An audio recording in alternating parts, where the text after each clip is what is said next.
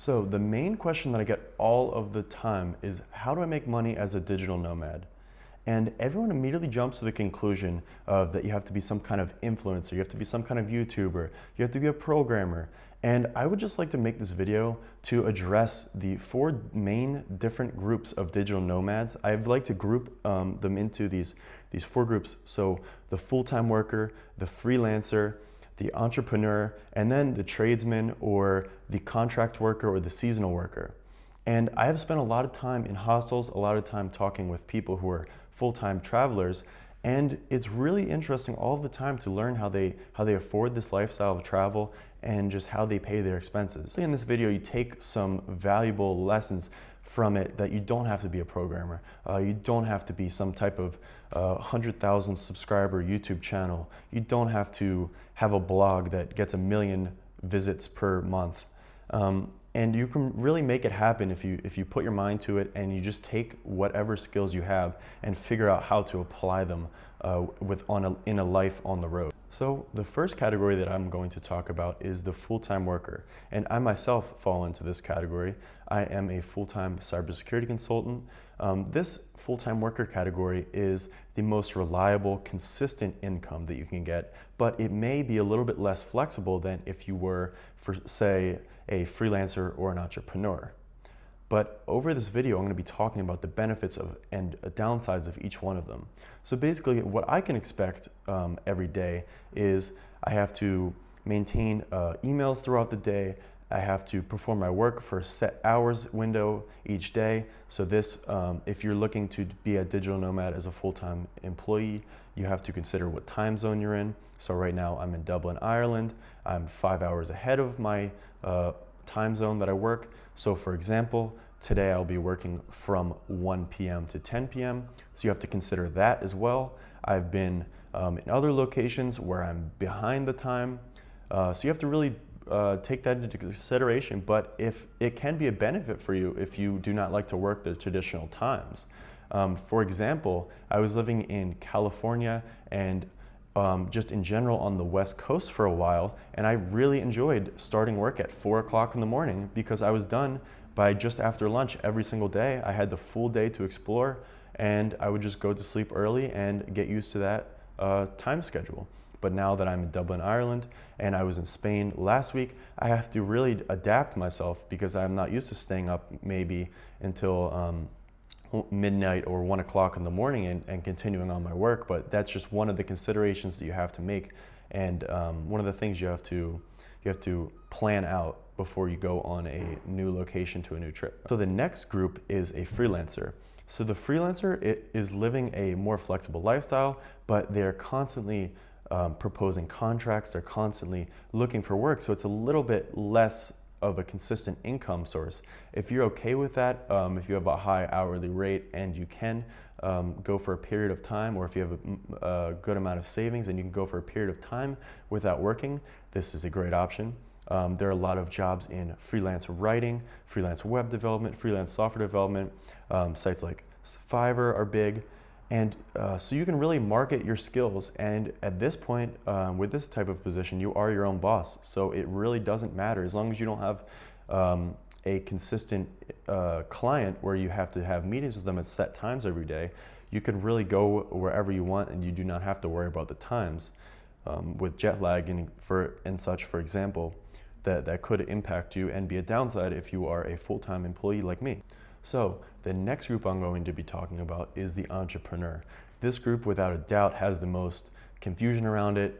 It could be associated with buzzwords such as influencer, YouTuber, dropshipper, Amazon FBA. All of these could be considered under the entrepreneur. But really, as an entrepreneur, all you're doing is putting out your service or your skill, or you're just doing your own thing. You could have a lot of different streams of income.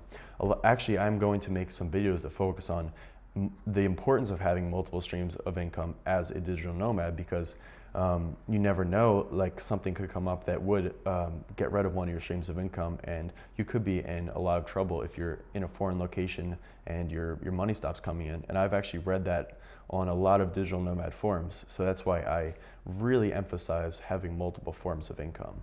But getting back to it, the entrepreneur, they are very flexible as long as they do not have employees. They're getting a lot of the time passive income. I know it's another buzzword I'm throwing around, but for example, I don't.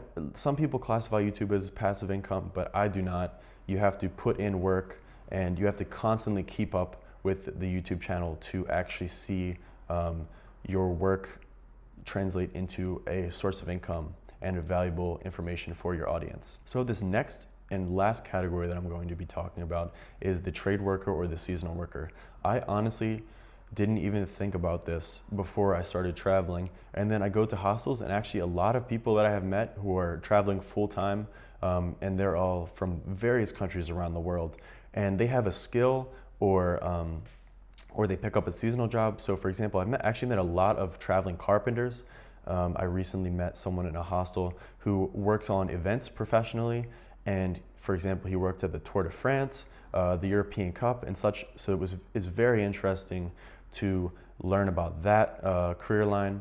And then there are lots of seasonal jobs that you can do. So if you, for example, would like to go to a winter area, you get a job at a ski resort for the season. I know a lot of people who do that and travel. They have a different job in the summer, for example, maybe working on a farm or working in sales at a market.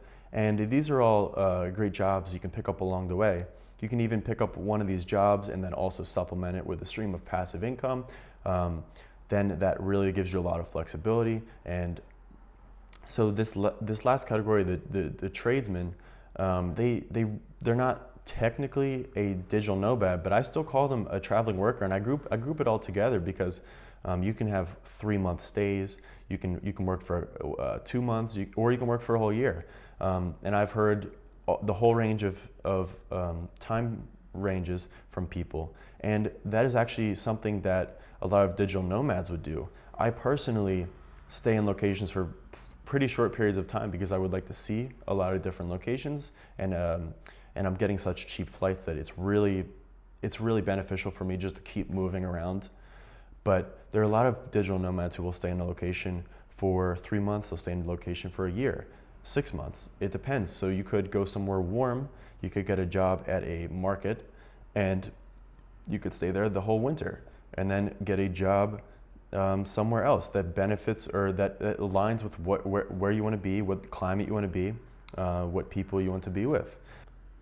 So hopefully this classification of the digital nomad or the traveling worker into 4 separate groups really helps dispel some of the myths and misunderstandings, and really will just help you understand that if you want to get into this lifestyle of traveling and intentional living, that you can make it happen. You just take your skill or you take some experience, and you can find a job that aligns with what you have to offer. So that hopefully I got that point across in this video. And if you're on the fence about it, if you're saying I would like to do it in 6 months from now, I would like to do it in a year from now, I would say the best advice that I could offer to you is to just go for it. Just make the move and find a job, and it will pay dividends in the long run.